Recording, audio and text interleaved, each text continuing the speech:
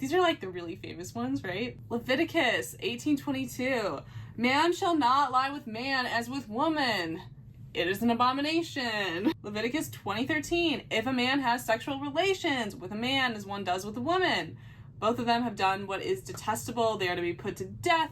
Their blood will be on their own heads. Okay, but are the lesbians winning or what? Like, it's actually a fundamental misunderstanding of lesbophobia, but we're gonna set that aside for now. So at a glance, it's a pretty definitive condemnation of homosexuality.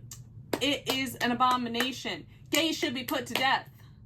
Full stop. So John Boswell looks at these verses and he says a few things. First, he examines the Greek translation. So this word abomination is translated from the Greek word tova, which has two categories of meaning. So there are abominations that are violations of the law or justice, and there are infringements on ritual purity or monotheistic worship. And in Leviticus, it's referring to infringements on purity and worship. He then argues that this means that homosexuality is viewed as unclean, but like not inherently evil. Okay. It's not looking great if it's unclean. These cleanly practices were adhered to at the time to distinguish the Jewish people from other neighboring populations. Okay. I mean, this argument is a little bit lukewarm for me. His bigger argument is that Christians need not heed Jewish laws in Leviticus.